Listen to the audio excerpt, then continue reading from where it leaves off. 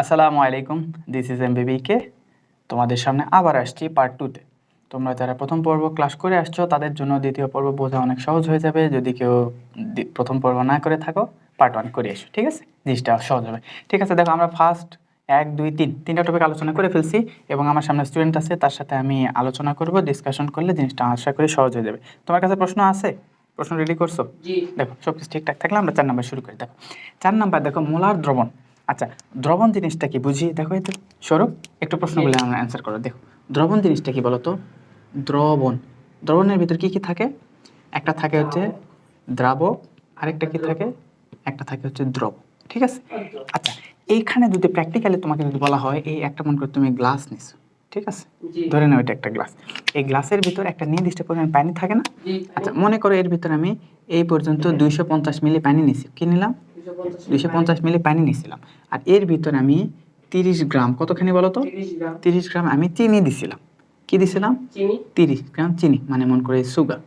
ওকে, sugar দিছিলাম। এই যে 30 গ্রাম সুগার দিলাম, তাহলে এই জায়গায় দ্রাবককে বলো তো? পানি দ্রাবক, আর সুগারটা কি? দ্রব। এই দুটার মিলিত মিশ্রণকে কি বলা হয়? দ্রবণ বলা হয়, ঠিক আছে? আচ্ছা, এখন দেখো আমরা মোলার দ্রবণ তখন হিসাব করব। মোলার দ্রবণকে যদি সংজ্ঞা আকারে বলা হয়, তাহলে আমরা বলবো কোনো 1 লিটার দ্রবণে কতখানি? আচ্ছা, সেই জায়গায় কি লাগতেছে? 1 লিটার লাগতেছে। বুঝতে পারছি? আচ্ছা, অবশ্যই সেটা কত হবে? 1 লিটার। আচ্ছা, 1 লিটার হতে হবে। এবং 1 লিটারের ভিতর দেখো, এটা মাথায় রাখো, 1 লিটারের ভিতর যদি কতখানি? 1 মোল, কত বলো তো? 1 মোল দ্রবীভূত থাকে, তখন তাকে বলা হয় মোলার দ্রবণ। বুঝতে পারতেছি? তাহলে দ্রবণটা কতখানি হবে? 1 লিটার হবে। এবং এই সেই ক্ষেত্রে কি হবে? 1 মোল দ্রবীভূত থাকবে। 1 মোল দ্রবীভূত থাকে। আর 1 মোলের হিসাব আমরা আগের ক্লাস থেকে জেনে আসছি না? যদি আমরা সুগার বলতাম বা লবণ বলতাম, লবণ কি বলতো? সোডিয়াম ক্লোরাইড না? এই সোডিয়াম ক্লোরাইডের ভর কত? 23 যোগ হচ্ছে 35.5, তার মানে কত হচ্ছে? 58.5। সত্যিকার অর্থে সোডিয়াম ক্লোরাইড, এই লবণটা যদি তুমি 58.5 গ্রাম যদি দ্রবীভূত করতে পারো, তখন তাকে বলা হবে মোলার দ্রবণ। কারণ সোডিয়াম ক্লোরাইড এত গ্রাম মানেই কত? 1 মোল না? এটা আমরা বুঝে আসছি? ঠিক আছে, লক করা আছে তো না? সবকিছু ঠিক? ওকে, ডান। আচ্ছা, আশা করি এইটুকু আমরা বুঝতে পারছি। তাহলে মোলার দ্রবণ মোটামুটি বুঝতে পারছি না? আচ্ছা, মোলার দ্রবণের উপর ভিত্তি করে তার মান দেখো, মোলার দ্রবণ তাকেই বলা হয় যদি দ্রবের পরিমাণ কত হয়? 1 মোল। 1 মোল। আর 1 মোল না হয়ে যদি আরো যদি কম বেশি হইতো, 1 মোল না হয়ে যদি, দেখো এখানে বেশ কয়েকটা ওয়ার্ড পাবো। একটা হচ্ছে মোলার। তাহলে মোলার হলে কি হয় দেখো তো? মোলার, মোলারের ক্ষেত্রে কি দ্রব কত? 1 মোল। 1 মোল হইলে মোলার। আচ্ছা, এটা না হয়ে যদি কখনো বলা হয় সেমি মোলার, কি বলা হচ্ছে? সেমি। সেমি মানে কি? অর্ধেক না? অর্ধেক। আচ্ছা, তাহলে যদি কখনো বলা হয় সেমি মোলার, তখন তো সেটা কি হয়ে যাবে? 1 মোলের অর্ধেক, অর্থাৎ 0.5 মোল। ঠিক আছে। আরেকটা ওয়ার্ড পাবো, সেটা হচ্ছে ডেসিমোলার। কি বলতো? ডেসিমোলার। ডেসিমোলার জিনিসটা কি? ডেসি মানে দশমাংশ, বুঝছো? তার মানে এটা যদি বোঝানো হয়, ডেসিমোলার মানে বোঝানো হচ্ছে 0.1 মোল। এইটুকু বুঝতে পারছি? আচ্ছা, এই ওয়ার্ডগুলো মনে রাখা যাবে না? আচ্ছা, এগুলো যদি মনে রাখো তাহলে আমাদের কাজ করা সহজ হবে। তাহলে আমরা দ্রবণ বুঝছি, মোলার দ্রবণ বুঝছি, মোলার, সেমি মোলার, ডেসিমোলার। জিনিসটা ক্লিয়ার না?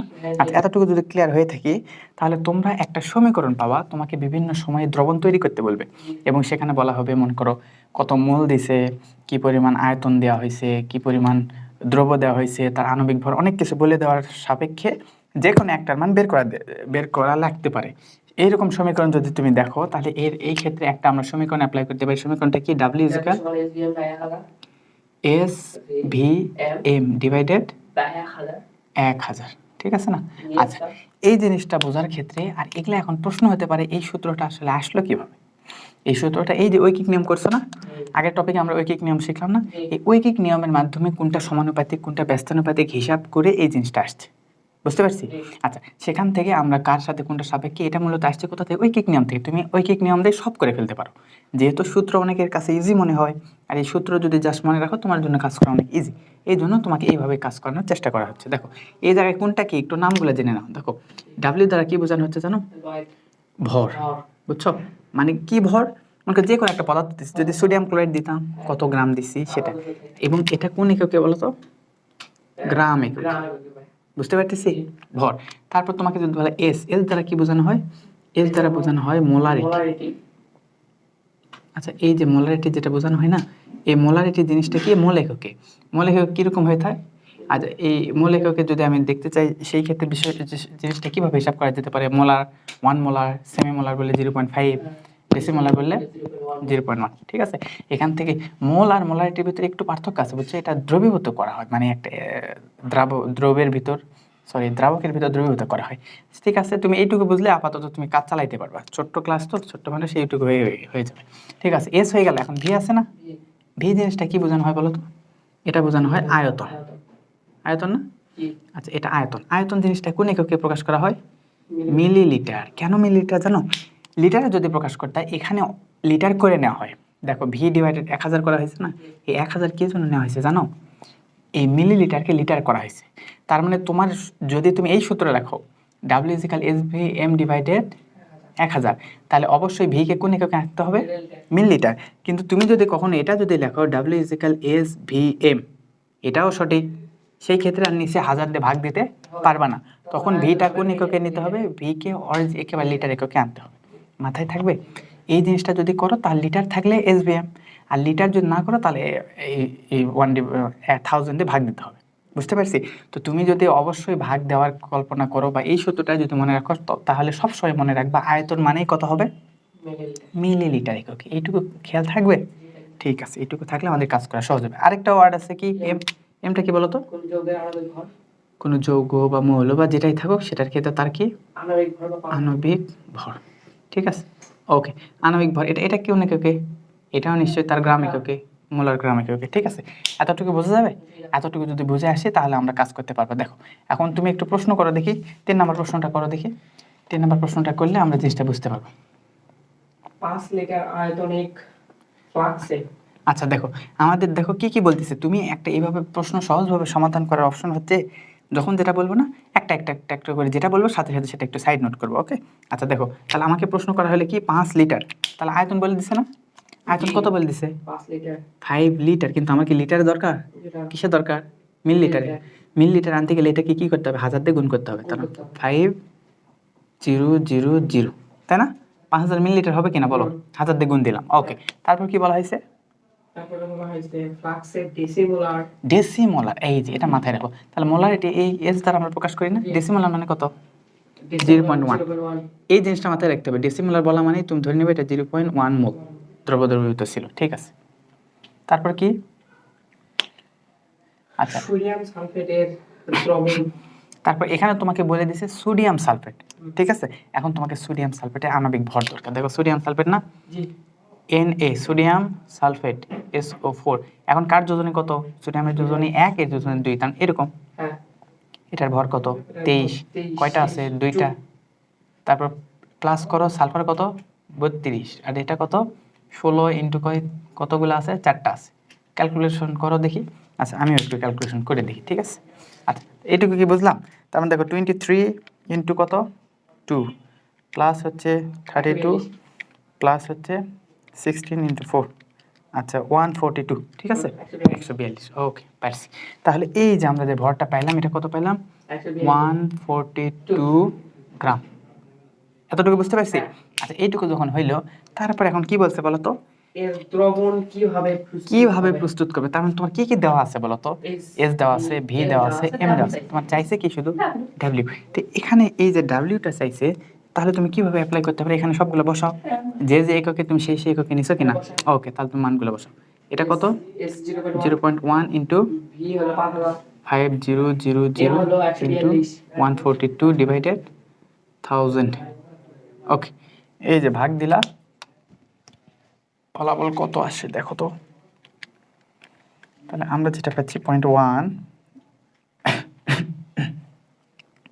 ইন্টু 5000 ইন্টু হচ্ছে 142 ডিভাইডেড হচ্ছে 0। কত পাইছো?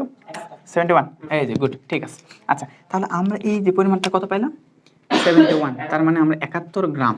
আমি যদি এর ভিতর 71 গ্রাম যদি এই কোন পদার্থ নিয়েছিলাম? Sodium sulphate. যদি সোডিয়াম সালফেট যদি 71 গ্রাম নেই, তবেই কেবল এই দ্রবণটা সুন্দরভাবে তৈরি হয়। বুঝতে পারছো? আচ্ছা, এখানে আমি ডাব্লিউ বের করছি। ডাব্লিউ বের না করে তোমাকে যদি এস বের করতে বলা হতো, ভি বের করতে বলা হতো, এম বের করতে বলা হতো, তুমি এগুলো এইভাবে সাইডে লিখতে পারতা না? লিখে তোমার কোনটা চাইবে? এখানে ডাব্লিউ চাইছে সুতরাং ডাব্লিউ বের করতেছো, তোমাকে যেটা চাইবে সেটা। এই সূত্রটা জাস্ট মনে রাখতে পারবে না, যেটা চাইবে না এস চাইলে কি হইতো, এটা গুণ হয়ে যাইতো, তাই না? এটাই পাশে গুণ হয়ে যাইতো আর ভি এম ভাগ হয়ে যাইতো। ভি চাইলে কি হইতো, 1000 গুণ হয়ে যাইতো এস আর এম। বুঝতে পারছি? এম এর ক্ষেত্রেও সেম প্রসেস, মনে থাকবে না? তাহলে একটা ম্যাথের মাধ্যমে আমরা সবগুলো ম্যাথ বুঝতে পারতেছি না? ওকে, তাহলে যদি বুঝতে পারো এটা নিয়ে আর খুব বেশি সময় না দিই। ওকে, আচ্ছা, এই জিনিসটা আশা করি আমরা বুঝতে পারছি। ওকে, ঠিক আছে, তারপরের পয়েন্ট একটু দেখি। 5 নম্বর পয়েন্টে দেখো সংযুতি। এই জিনিসটা আমাদের বুঝতে হবে, শতকরা সংযুতি। ঠিক আছে, এখন দেখো তোমাদের শতকরা সংযুতি বিষয়টা এখন বোঝানোর চেষ্টা করতেছি। শতকরা সংযুতি বোঝার আগে তুমি ম্যাথটাই বোঝো। তুমি যখন ম্যাথটা বুঝবা তোমার দেখা যাবে অলরেডি তুমি সংজ্ঞাটা বুঝে গেছো। আচ্ছা, যদি তোমাকে 4 নম্বর একটা ম্যাথ বলতে বলা হয় তাহলে কি বলা হবে দেখি? একটা প্রশ্ন বলো দেখি। তোমাকে একটা বলা হলো 4 নম্বর একটা প্রশ্ন বলো। অ্যালুমিনিয়াম কার্বনেট এ। আচ্ছা দেখো, তোমাকে সুন্দর করে বলে দিছে অ্যালুমিনিয়াম কার্বনেট। আচ্ছা, অ্যালুমিনিয়াম কার্বনেট এইরকম না? এখন দেখো কোনটার যোজনী কত? অ্যালুমিনিয়ামের যোজনী কত? 3। কার্বনেটের যোজনী 2। তাহলে 2টাকে এখানে লিখলাম আর 3টাকে এখানে। এটা যেহেতু যৌগমূলক সুতরাং ব্র্যাকেট দিয়ে লিখতে হবে, বুঝছো? ব্র্যাকেট দিয়ে 3। বুঝতে পারছি? এটা অ্যালুমিনিয়াম কার্বনেট। তারপর কি বলা হয়েছে? অ্যালুমিনিয়াম কার্বনেট এ অ্যালুমিনিয়াম কার্বন ও অক্সিজেনের এর শতকরা সংযুক্তি কত? মানে অ্যালুমিনিয়াম কত পার্সেন্ট আছে, তারপর কার্বন কত পার্সেন্ট আছে, অক্সিজেন কত পার্সেন্ট আছে। আচ্ছা, এই জিনিসটা তোমাকে বের করতে হবে। এই শতকরা সংযুতি মানে বুঝো জিনিসটা কত পার্সেন্ট আছে। তুমি কত পার্সেন্ট মানে কিভাবে হিসাব করবে জানো? তুমি হিসাব করতে পারো, এই টোটালের যে ভরটা আছে না, অ্যালুমিনিয়াম কার্বনেটের টোটাল ভর বের করবো। টোটাল ভর বের করে অ্যালুমিনিয়ামের ভর জানা আছে না, কার্বনের ভর, অক্সিজেনের ভর, এই ভরটা উপর রাখবো আর এই মোট ভরটাকে নিচে রাখবো। নিচে এটা কয়টা পরমাণু আছে সেই পরমাণু দ্বারা গুণ দেব এবং সাথে 100% দেবো। আমরা কিচ্ছু বুঝিনি, বোঝার দরকার নেই, আমরা একটু আস্তে আস্তে কাজ করি। দেখো, তুমি আগে এর ভরটা বের করো। আচ্ছা, তাহলে এই ভরটা যদি আমি বের করি, Al2CO3 আছে কয়টা? 3টা। আচ্ছা ঠিক আছে, তাহলে আমরা ভরটা যদি বের করতাম, অ্যালুমিনিয়ামের ভর কত? 27 আছে কয়টা? 2টা। প্লাস দিলাম। কার্বনের ভর কত দেখো তো, এখানে একটা সেকেন্ড ব্র্যাকেট দাও। সেকেন্ড ব্র্যাকেট দিয়ে কার্বনের ভর কত? 12 প্লাস অক্সিজেনের ভর কত? 16 ইন্টু কয়টা? 3টা। এখানে ফার্স্ট ব্র্যাকেট, তারপর আবার একটা সেকেন্ড ব্র্যাকেট দিয়ে ইন্টু দিবা কত? 3। বুঝতে পারছি? লেখা কি দেখা যায়? এই যে এইভাবে তুমি একটু কাজ করো দেখি। ব্র্যাকেটগুলো দেখো, ক্যালকুলেশন করার জন্য কিন্তু ব্র্যাকেটটা খুবই ইম্পর্টেন্ট, বুঝছো? তাছাড়া দেখবা ভুল করে বসে আসো। ইন্টু 2 প্লাস কত?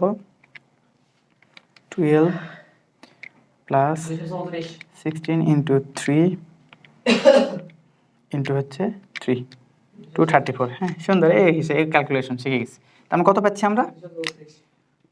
234 এত গ্রাম। ঠিক আছে, আচ্ছা গ্রামে কেউ যেভাবে হিসাব করলে জাস্ট টোটাল এত পাইছি না? তাহলে তোমরা যখন শতকরা সংযুক্তি বের করবা, তাহলে কার শতকরা সংযুক্তি? আমরা কি, আমাদের টপিকটা কি দেখো তো? আমাদের টপিকটা হচ্ছে শতকরা সংযুক্তি। শতকরা সংযুক্তি, তাই না? আচ্ছা, শতকরা সংযুক্তি বের করতে যাচ্ছি। এই যে এখন শতকরা সংযুক্তির ক্ষেত্রে আমার কি দরকার? আমি যেটা বের করব, কার বের করতে যাচ্ছি? অ্যালুমিনিয়ামের না? তাহলে অ্যালুমিনিয়ামের শতকরা সংযুক্তি কি বলবে? অ্যালুমিনিয়াম এর শতকরা সংযুক্তি, তাই না? ইজিক্যাল কত হবে? মোট টোটাল কত দেখো তো, টোটাল ভর কত? নিচে থাকবে হচ্ছে 234 এবং কার বের করতে যাচ্ছি? অ্যালুমিনিয়ামের না? অ্যালুমিনিয়াম কত? 27 আছে কয়টা? অ্যালুমিনিয়াম আছে কয়টা? 2টা। এই 2 দিয়ে গুণ দেবো ইনটু 100%। বুঝছো? এভাবে বের করতে পারবো না? তাহলে তুমি একটু ক্যালকুলেশন করো দেখি। কারণ তুমি যেটা করবা, অ্যালুমিনিয়াম 27 ইন্টু কত? 2 ইন্টু 100 ডিভাইডেড হচ্ছে 234। কত আসছে দেখো তো? 23.0708 বলতে পারি। তাহলে আমার ফলাফল কত পাইছি? 23.07 এত পার্সেন্ট। বুঝতে পারছি ভাইয়া? অ্যালুমিনিয়ামটা বের করতে পারছি না? কতগুলো আছে সেটা কিন্তু মাথায় রাখতে হবে। তারপর এখন কার্বন বের করবো। দেখো এখন কোনটা বের করতে যাচ্ছি? কার্বনের শতকরা সংযুক্তি যদি বের করতাম, টোটাল কত? 234 নিচে ভাগ দিলাম, উপর কত? কার্বন কয়টা আছে দেখো তো? 3টা। এই যে নিচে 3 দ্বারা গুণ আছে, 3 দ্বারা গুণ মানে এটা 3টা আছে আর এটা কয়টা আছে? 3 ইন্টু 3 9টা। বুঝতে পারছি? এই জিনিসটা মাথায় রেখো। আচ্ছা, তাহলে কার্বন আছে কয়টা? 3টা আছে। আচ্ছা, কার্বনের ভর কত? 12 আছে কয়টা? 3টা আছে। ঠিক আছে, সাথে কত গুণ দেবো? 100%। ওকে, তাহলে টোটাল কত পাইলাম দেখো তো? কার্বনের পাইলাম হচ্ছে 12 ইন্টু 3 ইন্টু 100% ডিভাইডেড হচ্ছে 234 না? আমরা পাচ্ছি হচ্ছে, হ্যাঁ ঠিক আছে, 15.6 3, ঠিক আছে না? হ্যাঁ, এই ক্যালকুলেশনটা ঠিক রেখে, বুঝছো? 15.38%। হ্যাঁ, ও পারতেছে, ওই হিসাব ভালো কাজ করতেছে। এই যে এটা একটা আনসার পাইছি, এটা একটা আনসার পাইছি, তাই না? আরেকটা থাকলো, আরেকটা কি বলতো? অক্সিজেন। অক্সিজেনের শতকরা সংযুতি, টোটাল ভর কত? 234। অক্সিজেন আছে কয়টা দেখো তো? 339, গুণ করে দেবো, ঠিক আছে? তাহলে কয়টা আছে? অক্সিজেনের ভর কত? 16। আছে কয়টা? 9টা ইন্টু 100%। বুঝতে পারছি? আচ্ছা, এখন তোমাকে যদি এইভাবে হিসাব করা হয়, আমি আরেকবার আমি শিওর হই, বুঝছো? 16.9 ইন্টু 100 ডিভাইডেড 234, কত পাইছি? 61.54। ওকে, তাহলে আমরা বলতে পারি 61.5 কত বলো তো? 54 লিখব, এত পার্সেন্ট। এরকম পাইছি না? আচ্ছা, এত যে পাইলাম, এখন তুমি এটা অ্যান্সার তোমার সঠিক হয়েছে না ভুল হয়েছে, এটা তুমি কিভাবে হিসাব করতে পারো জানো? তুমি 3টা যোগ করে অবশ্যই 100% আসবে, বুঝছো? 3টা যোগ করে 100% না আসলে বুঝবা তোমারটা ভুল হয়েছে। তাহলে এটা 61% যোগ এখানে কত হচ্ছে? 15.38 যোগ কত? 23.07। আচ্ছা, এখানে কত আছে জানো? 99.99। 99.99 কেন? এই যে দশমিকের আমরা কি একটু কম বেশি করছি না, এই জন্য। তার মানে তোমার যখন 99 পয়েন্ট সামথিং আসবে, তুমি ধরে নিবা এটা অ্যান্সার সঠিক। তাহলে শতকরা সংযুক্তি আমরা বের করতে পারবো না? এখন শতকরা সংযুক্তি বুঝতে পারছি, শতকরা সংযুক্তির সংজ্ঞা দিতে পারবো না? তাহলে কি বলতে পারি? কোন যে মৌলের শতকরা সংযুক্তি বের করবে, সেটা কি করব? তার নিজের ভর আছে কয়টা, যতগুলো পরমাণু আছে সেটা গুণ দেব, এবং নিচে কি করব? টোটাল যে যৌগের ভর এবং সাথে 100% গুণ দিয়ে দেবো। এইটুকু পারবা না? এটা অনেক সময় গ নাম্বার প্রশ্নে আসবে, বুঝছো? তো এই জিনিসটা পারবা না? তোমাকে একটা শিখাইলাম, এরকম যদি 1000টা দেয়, পারবা না? তুমি টপিকটা বুঝে গেলে ইনশাআল্লাহ সব পারবে। ওকে, ঠিক আছে।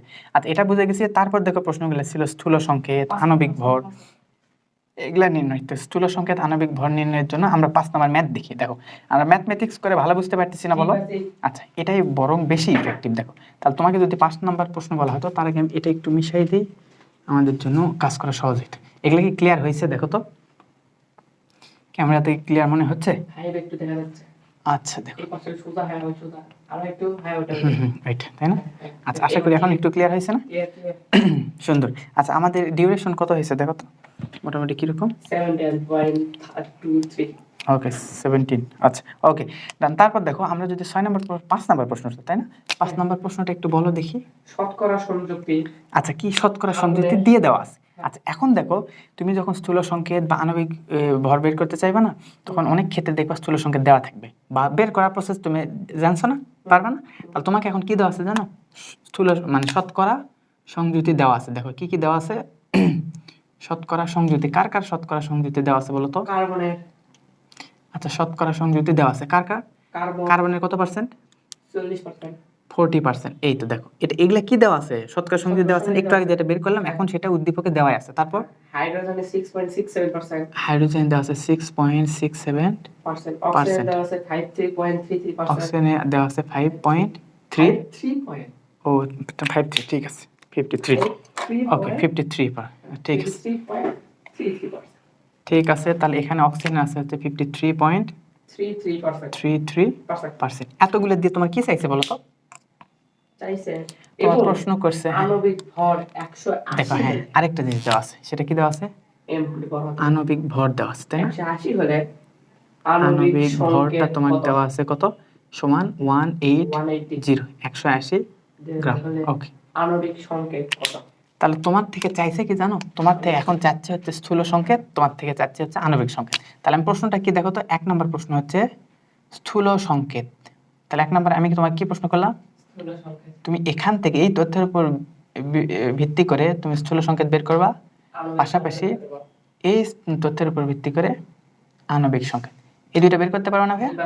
আচ্ছা, আণবিক, আচ্ছা, আমরা একটু আলোচনা করি। দেখো, তাহলে আশা করি তুমি পারবা, সুন্দরভাবেই পারবা।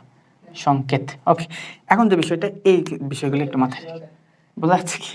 আচ্ছা, এখানে আমরা কেটে দিইনি। ওকে, তাহলে এখন আমরা বের করবো কি? শুরুতে স্থূল সংকেত বের করবো। এখন স্থূল সংকেত জিনিসটা কি দেখো, স্থূল সংকেত কাকে বলে সেই জিনিসটা জানার আগে আমরা ম্যাথ করি, অটোমেটিক বুঝে যাবে, তাই না? এই জিনিসটা সুন্দর। তাহলে আমরা শুরুতে বের করতে চাচ্ছি কি? 1 নম্বর পয়েন্ট, স্থূল সংকেত। ওকে, আমরা বের করতেছি কি? স্থূল সংকেত। ওকে, স্থূল সংকেত বের করার প্রসেসগুলো একটু আমরা ধাপে ধাপে দেখি। দেখো, তাহলেই আমরা বুঝতে পারবো। তাহলে এখন আমরা যেটা করব, এই যে পার্সেন্টেজগুলো আছে না, এই পার্সেন্টেজদেরকে তাদের স্ব স্ব ভর দ্বারা, স্ব ভর মানে কি নিজের ভর, কার্বনের ভর কত 12, হাইড্রোজেনের ভর 1 আর অক্সিজেনের ভর কত, এই যে নিজ নিজ ভর দ্বারা ভাগ দিতে পারবো না। তাহলে আমরা শুরুতে বলবো কি করব, যে স্ব স্ব ভর দিয়ে বা নিজ নিজ ভর দ্বারা, এবার বাংলায় লিখতে পারবে না, নিজ নিজ ভর দ্বারা, এবার বাংলা নিজের মতো করে লিখবে, নিজ নিজ ভর দ্বারা ভাগ করে পাই। আচ্ছা, নিজ নিজ ভর দ্বারা ভাগ করলাম, প্রথম পয়েন্ট, ঠিক আছে। এখন সেটা কিভাবে দেখো তো, কার্বনকে ভাগ দেবো, তাহলে কার্বনের ক্ষেত্রে তার মানে কি হচ্ছে, উপরে দেওয়া আছে কত 40%, এখানে শুধু 40 লিখলাম, নিচে এর ভর কত 12, এটা বের করব। তারপর কোনটা, হাইড্রোজেন, আচ্ছা এখানে কত আসছে 3.33, ঠিক আছে। আচ্ছা এটা ভাগ করলাম, তারপর এরপরেরটা কি হচ্ছে দেখো, এখানে হচ্ছে 6.67 ডিভাইডেড কত 1, তার মানে কি আসবে, যেটা ছিল সেটাই তো 67। আরেকটা কি ছিল অক্সিজেন, এটা কত 53.33, আর এটাকে কি দ্বারা ভাগ করতেছি, এর ভর কত, অক্সিজেনের ভর হচ্ছে 16, তার মানে কত হচ্ছে 3.33। এই যে বিষয়গুলো পাইছি না, এখন বিষয়টা হচ্ছে, এখন তোমার 2 নাম্বার কাজ হচ্ছে, প্রথমে নিজ নিজ ভর দ্বারা ভাগ দিছিলাম, এখন সবচাইতে ক্ষুদ্রতম যে মানটা পাইছি সেটা দ্বারা এই অনুপাতগুলোকে ভাগ দাও, মানে এই যে ভাগফল পাইলাম না তাকে, তাহলে কি বলবো, ক্ষুদ্রতম ভাগফল দ্বারা সকল ভাগফলকে ভাগ করে। তাহলে কি আমি একটু পয়েন্টটা আমি বুঝতে পারতেছি, হ্যাঁ, তাহলে আমি বলতেছি ক্ষুদ্রতম ভাগফল দ্বারা, বুঝতেছি, ক্ষুদ্রতম, কারণ এই মাধ্যমে আমি অনুপাত চাচ্ছি, ক্ষুদ্রতম ভাগফল দ্বারা ভাগ করে পাই। আচ্ছা, ক্ষুদ্রতম ভাগফল দ্বারা তুমি যদি ভাগ করতা তাহলে কি পাইতাম দেখো তো, ক্ষুদ্রতম ভাগফল কোনটা ভাইয়া, 3.33, 3 দুটাই তো সেম, তাহলে সেটাই করি। দেখো কার্বনেরটাকে যদি আমি ভাগ দিতাম, তাহলে কার্বন কত আসছে 3.33 ডিভাইডেড 3.33 ইকুয়াল কত আসতো 1 আসতো, এটা একটা পাইলাম। তারপর হাইড্রোজেনটা কত 6.67 ডিভাইডেড কত 3.33 ইকুয়াল কত আসছে 2 আসতেছে, 2 পয়েন্ট সামথিং আসতেছে, ওই অতি সামান্যটা নেওয়ার দরকার নেই, বুঝছো, একটা পূর্ণ মান নেবা। ওকে, আরেকটা কি পাইলাম অক্সিজেন, দেখো এটা কত 3.33 ডিভাইডেড কত 3.33 ইকুয়াল কত 1 আসছে। এই যে তিনটা পাইলা না, এই তিনটা মিলতে হয় তুমি কি পাইলা দেখো তো, তুমি এরকম ভাবে পাইলা না যে carbon is to hydrogen is to oxygen equal কত পাইছা 1:2:1। এই যে অনুপাতটা পাইছো না, এই অনুপাতটাই হচ্ছে তাদের স্থূল সংকেতের অনুপাত। তাই যদি পেয়ে থাকো তাহলে এই জিনিসটাকে স্থূল সংকেত আকারে কিভাবে লিখতে পারো জানো, তুমি যে স্থূল সংকেত আকারে লেখো তাহলে তুমি বলতে পারবা কার্বন কত 1, হাইড্রোজেন কত 2, অক্সিজেন কত 1। এই যে এটাই হচ্ছে তোমার ফলাফল স্থূল সংকেত, বুঝতে পারতেছি।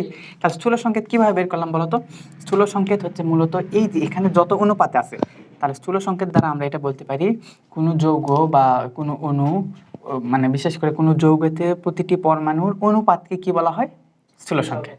এটা জাস্ট অনুপাত বের করছি না, সবচেয়ে ক্ষুদ্রতম মান দিয়ে ভাগ করে একটা অনুপাত পাইছি না, তাহলে স্থূল সংকেত কাকে বলবো, কোনো যৌগের বা কোনো এই যে আণবিক সংকেতের এই যে পরমাণুগুলোর অনুপাতকে কি বলা হবে, স্থূল সংকেত। ঠিক আছে, আমরা প্রসেসটা বুঝছি, এটা কিন্তু গ নম্বরে আসার মতো প্রশ্ন, বুঝছো, আশা করি পারবো না ইনশাআল্লাহ। ঠিক আছে, এইটুকু আমরা বুঝতে পারছি।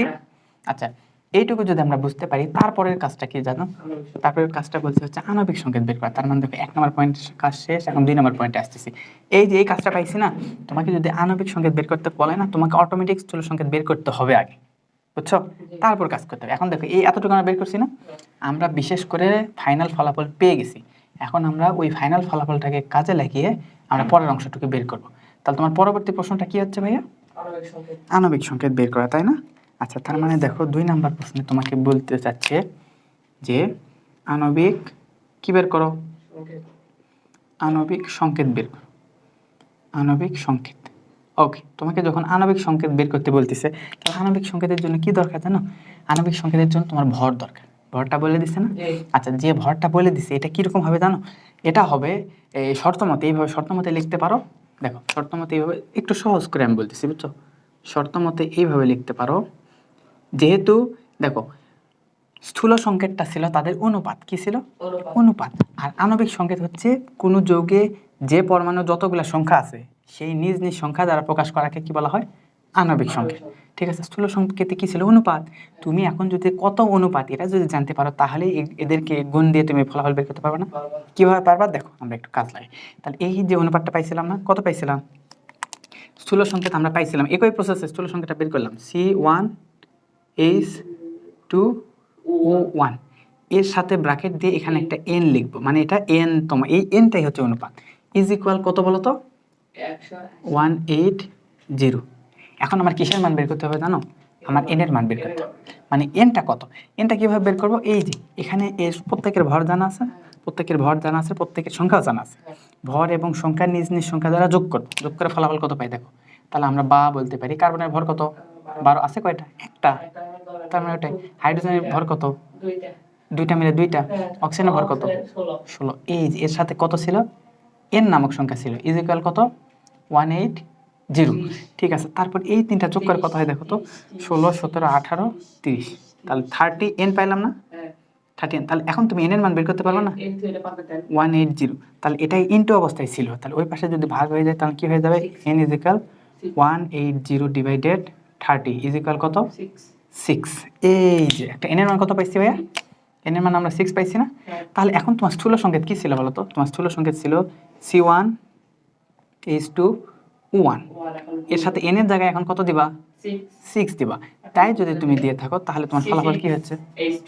তাহলে তুমি ফলাফল সুন্দরভাবে লিখতে পারো। এখন গুণ করে দেখো, C6H12O6, এটা কিসের সংকেত? পরিচিত সংকেত মনে হয়? এটা গ্লুকোজের। ঠিক আছে, তোমাকে যদি এইভাবে যদি কখনো এটা কিভাবে আণবিক সংকেতই তোমাকে গ নাম্বার বা ঘ নাম্বার বের করতে হবে, কোথা থেকে? একবার শতকরা সংযোজি থেকে। তাহলে শতকরা সংযোজিতে তুমি আগে স্থূল সংকেত বের করবা, তারপর এইভাবে n দ্বারা গুণ করে n এর মান বের করবা, তারপর সুন্দর করে গুণ করে দিয়ে যে মানটা তুমি পাবা সেটাই হবে তার আনসার। বুঝতে পারছি? আবার কখনো যদি এমসিকিউতে এরকম আণবিক সংকেত দেওয়া থাকে, তোমাকে যদি স্থূল সংকেত বের করতে বলে, পারবে না? এটা তো শুধু কমন নেওয়া। কত কমন যায়? 6 কমন যায়। তাহলে 1:2:1। বুঝতে পারছি কিনা? ঠিক আছে, আমরা শতকরা সংযুতি বুঝতে পারছি, স্থূল সংকেত বুঝতে পারছি, আণবিক সংকেতও বুঝতে পারছি। এতটুকু বুঝতে পারছি কি? আচ্ছা, কতটুকু হয়েছে? আমরা আর অল্প একটু সমতা নিয়ে অল্প একটু কাজ করবো। দেখো এখন কি ডিউরেশন কত হয়েছে ভাইয়া? আচ্ছা, এটুকু যদি আমরা দেখি 2:7 না? ওকে, অল্প কিছু সময় লাগবে। দেখো এগুলা বুঝতেছি কি, এগুলা কিন্তু খুব আসে, বুঝছো? ঘ নাম্বারে বারবার আসে। আশা করি পারবা না? ইনশাআল্লাহ পারবো। ওকে, এতটুকু যদি তুমি মাথায় রাখো, এই ক্যালকুলেশন, এই যে এই জিনিসটা না? ওকে, ঠিক আছে, এতটুকু আমরা যদি বুঝে থাকি তাহলে আমাদের কাজ হবে। দেখো এখন পরের পয়েন্টটা হচ্ছে কি, 5 নম্বর পয়েন্ট ক্লিয়ার না? এখন 6 নম্বর দেখো, সমতা জিনিসটা দেখি। এই সমতা করার জন্য আমাদের যে কাজটা করতে হবে, এই যে একটা বিক্রিয়া তোমাকে মনে করে দেওয়া আছে, তুমি বিক্রিয়াটা একটু সলিউশন করো দেখি। 1 নম্বর বিক্রিয়া আমি তোমাকে দিলাম, সোডিয়াম কার্বনেটের সংকেত কিরূপ ভাবে এটা হলো, এটা বুঝি তো না? এর যোজনী 2, এর যোজনী 1। সোডিয়াম কার্বনেট প্লাস কি দেওয়া হয়েছিল? Hydrochloric acid, HCl। হাইড্রোজেনের যোজনী 1, ক্লোরিনের যোজনী 1। এখান থেকে কি হবে ভাই? এরকম আমি তীর চিহ্ন দেই না? এভাবে তীর চিহ্ন দেই। তীর চিহ্ন দিয়ে এখন তোমাকে যেটা দেখতে হবে, এটার পজিটিভ অংশ আর নেগেটিভ অংশের সাথে কাজ করে। আর আরেকটা ইম্পর্টেন্ট হচ্ছে, কোনো যৌগে যদি দেখো কার্বনেট থাকে তাহলে সেখানে কার্বন ডাইঅক্সাইড উৎপন্ন হয়ে থাকে, ম্যাক্সিমাম ক্ষেত্রেই তাই হয়, বুঝছো? তাহলে কি উৎপন্ন হবে? Carbon dioxide. তাহলে এখানে কি আছে দেখো তো? সোডিয়াম আছে। আর ধনাত্মক প্রান্ত কোনটা? সোডিয়াম। ঋণাত্মক প্রান্ত কোনটা? এটা ধনাত্মক প্রান্ত, এটা ঋণাত্মক। এটা বুঝতে পারছি? এটা আছে কয়টা? 2টা না? 2টা মিলে 2টা ধনাত্মক হইল না? আচ্ছা, 2টা ধনাত্মক হয়ে গেছে। আর এখানে একটার এর জারণ মানে কত? জারণ মান তোমাদের শিখছো না? এখানে দেখবে জারণ হচ্ছে -2, বুঝছো? আচ্ছা, আমরা শুধু এটা চিহ্নিত করলাম K+, K-, এতটুকু বুঝতে পারছি? এতটুকু বোঝার পর তাহলে এই ধনাত্মক অংশ এই ঋণাত্মক অংশের সাথে এই ধনাত্মক অংশ এইভাবে কাজ করবে, বুঝছো? তাহলে সোডিয়ামের সাথে ক্লোরিন কাজ করলে কি হবে? সোডিয়াম ক্লোরাইড উৎপন্ন হইলো। পাশাপাশি কি হচ্ছে দেখো তো? এই যে কার্বন থাকলে অটোমেটিক কার্বন ডাইঅক্সাইড উৎপন্ন হয়। আর হাইড্রোজেন আর এই যে CO এগুলা ছিল না, আগে তুমি কার্বন ডাইঅক্সাইড উৎপন্ন করে কি পাইলাম? কার্বন ডাইঅক্সাইড উৎপন্ন হইলে এখানে আর থাকলো কি? শুধু অক্সিজেন বাকি আছে না? আর এখানে হাইড্রোজেন বাকি আছে। এই দুটা মিলে কি উৎপন্ন হবে ভাইয়া? H2O। এতটুকু বিক্রিয়া লিখতে পারবো না? এতটুকু বিক্রিয়া লেখার পর এখন আমাদের অন্যতম কাজ হচ্ছে সমতা নির্ণয় করা। সমতা নির্ণয়ের জন্য কি করবা জানো? তুমি কেন্দ্রীয় পরমাণু থেকে শুরু করবে। কেন্দ্রীয় পরমাণু বা যে পরমাণুর আণবিক ভর, পারমাণবিক ভর তুলনামূলক বেশি না, সেটা দিয়ে কাজ শুরু করে দিবা। দেখো তাহলে কি কার্বন বা এগুলো দাম, সোডিয়াম এগুলো দিয়ে কাজ শুরু করে দিই। সোডিয়াম আছে না? সোডিয়াম আছে কয়টা? এখানে এই পাশে 2টা আছে না? এই পাশে সোডিয়াম কয়টা আছে? একটা। তার মানে এর আগে কত দিয়ে গুণ দেব? তুমি একটা একটা করে শুরু করো। দেখো এটা হয়েছে। এখন এখানে কার্বন কয়টা ছিল? কার্বন এখানে দুইটা, একটা ছিল, এখানে অক্সিজেন কয়টা ছিল, তিনটা ছিল, তিনটা, বুঝতে পারছি। তারপর এখানে দেখো ক্লোরিন এখানে কয়টা হয়ে গেল, সোডিয়াম একটা ছিল, এই একটা সোডিয়াম দুইটা ছিল, এই জন্য এখানে 2 দ্বিগুণ করছি, 2 দ্বিগুণ করে কি সোডিয়াম 2 হয়েছে না, ক্লোরিনও 2টা হয়েছে। ক্লোরিন দুইটা হয়েছে। ক্লোরিনও যেহেতু 2টা হয়েছে, ক্লোরিনের 2টা এই পাশেও মিল করতে হবে কিনা, এই পাশে টোটাল ক্লোরিন 2টা হয়ে গেল না, এই পাশে ক্লোরিন কয়টা, একটা না, তাহলে তোমাকে ওই 2 এই পাশেও গুণ দিতে হবে। কোথায় তাহলে গুণ দিয়ে দিবা, এই সেলের আগে এইখানে 2 দ্বারা গুণ দিয়ে দাও, এখানে 2 দ্বারা গুণ দিয়ে দে। এখন একটু তুমি চেক করো, হাইড্রোজেনের দুইটা বেশ মিলছে। আচ্ছা এখন তো একটু গুণে দেখো দেখি, সোডিয়াম কয়টা আছে এখানে, 2টা, এখানে সোডিয়াম কয়টা, 2টা, কার্বন এই পাশে একটা, কার্বন এখানে একটা, অক্সিজেন হচ্ছে 3টা, অক্সিজেন হচ্ছে 2 একে 3, হাইড্রোজেন একটা, হাইড্রোজেন 1 আর 1 2টা, এখানে হাইড্রোজেন 2টা, ক্লোরিন একটা, ক্লোরিন এই 2টা হয়ে গেল, এখানে 2টা, সব মিলছে, সুন্দরভাবে মিলছে না? এভাবে আমরা সমাধান নির্ণয় করতে পারো না? ঠিক আছে, এটা যদি পারি পরেরটা আমরা একটু চেষ্টা করে দেখো। পরের আরেকটা তোমাকে মনে করে বিক্রিয়া দিয়ে দিছি, এখানে বলা হয়েছে অ্যালুমিনিয়াম অক্সাইড। অ্যালুমিনিয়ামের জারণ মান কত, যোজনী কত, অক্সিজেনের যোজনী কত বলো তো? অ্যালুমিনিয়ামের যোজনী হচ্ছে 3, 4 নম্বর গ্রুপ আছে না? আচ্ছা তোমরা এগুলা যদি কোনো সমস্যা থেকে থাকে, তোমাদের মৌলের পর্যায় সারণী, পর্যায়ভিত্তিক এই যে পর্যায় সারণী রিলেটেড একটা ভিডিও আছে, ওটা যদি দেখে নাও ইনশাআল্লাহ সব কিছু ক্লিয়ার হতে পারবে, বুঝছো?